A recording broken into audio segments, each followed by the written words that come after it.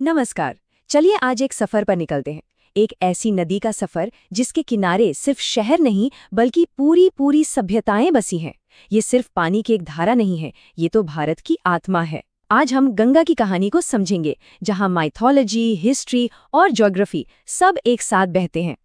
तो सबसे पहला और सबसे बड़ा सवाल तो यही है ना, कि आखिर एक नदी, एक बहता हुआ पानी करोड़ों लोगों के लिए माँ और देवी कैसे बन सकती है। इसका जवाब हमें मिलता है इसकी शुरुआत की कहानी में, इसकी दिव्य उत्पत्ति की कहानी में। देखिए, हिंदू धर्म में गंगा को सिर्फ एक नदी नहीं माना जाता, उन्हें देवी के रूप में पूजा जाता है, एक ऐसी दिव्य शक्ति जो स्वर्ग से धरती पर उतरी। और उनकी कहानी त्याग, तपस्या और मोक्ष की एक अद्भुत गाथा है। ये पूरी कहानी ना 3 बड़े हिस्सों में बटी हुई है। इसकी शुरुआत हुई राजा भगीरथ की कठोर तपस्या से। वो चाहते थे कि माँ गंगा पृथ्वी पर आए ताकि उनके पूर्वजों को मोक्ष मिल सके। खैर, उनकी तपस्या सफल हुई और माँ गंगा स्वर्ग से उतरने को तैयार हो गई। लेकिन उनका वेग, उनकी रफ्तार इतनी जबरदस्त थी कि लगता था पूरी पृथ्वी ही तबाह हो जाएगी। तब भगवान शिव आगे आए और उन्होंने गंगा के उस प्रचंड प्रवाह को अपनी जटाओं में थाम लिया। इससे उनका वेग शांत हुआ और धरती विनाश से बच गई।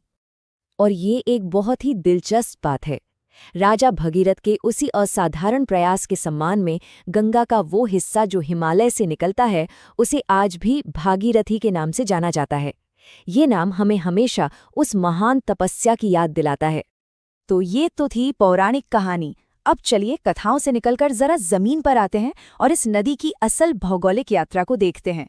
और इसकी शुरुआत होती है ऊंचे बर्फीले पहाड़ों से। ये स्लाइड बहुत ही खूबसूरती से आस्था और भूगोल को एक साथ दिखाती है।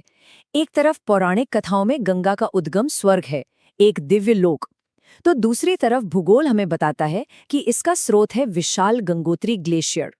तो एक है आस्था का शिखर और दूसरा है पृथ्वी का देवप्रयाग। ये जगह बहुत ही पवित्र और खास है। यहीं पर 2 बड़ी नदियां अलकनंदा और भागीरथी आकर मिलती हैं, और इस अद्भुत संगम के बाद ही इस संयुक्त धारा को गंगा का नाम मिलता है। तो हम कह सकते हैं कि असल में गंगा का जन्म यहीं से होता है। 2525 किलोमीटर।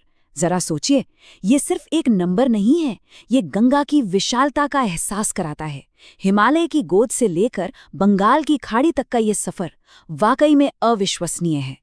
और अपने इतने लंबे सफर में गंगा भारत के 5 राज्यों से होकर गुजरती है।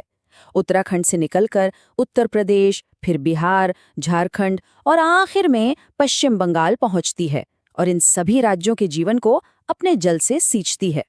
जैसे ही गंगा पहाड़ों को छोड़कर मैदानी इलाकों में आती है ना, उसका रूप, उसकी भूमिका, सब कुछ बदल जाता है। यहाँ वो सिर्फ एक नदी नहीं रहती, बल्कि करोड़ों लोगों के लिए जिंदगी का आधार, उनकी जीवन रेखा बन जाती है। वैसे गंगा ये सफर अकेले तय नहीं करती। रास्ते में बहुत सारी सहायक नदियां आकर उसमें मिलती हैं और उसे एक विशाल नदी बना देती हैं। आप देखिए, बाएं किनारे से घाघरा, गंडक और कोसी जैसी नदियां आकर जुड़ती हैं, तो दाएं किनारे से यमुना, जो खुद एक बहुत बड़ी और पवित्र नदी है, और सोन जैसी नदियां आकर इसमें मिल जाती हैं। गंगा की घाटी को आप सिर्फ जमीन का टुकड़ा मत समझिए, ये तो इतिहास की एक जीते जागती किताब है।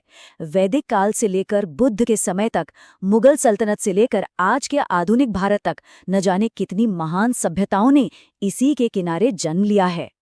और एक चुकाने वाली बात है कि गंगा बेसिन आज दुनिया का सबसे घनी आबादी वाला नदी बेसिन है। वाराणसी और पाटलिपुत्र, जिसे आज हम पटना कहते हैं, जैसे हजारों साल पुराने शहर आज भी इसके किनारों पर जिंदा हैं। ये इसकी ऐतिहासिक निरंतरता का सबसे बड़ा सबूत है। तो अब हम पहुंचते हैं गंगा की यात्रा के बिल्कुल अंतिम चरण पर। अब वो समुद्र से मिलने को तैयार है, लेकिन यहाँ वो एक और कुदरती करिश्मा करती है।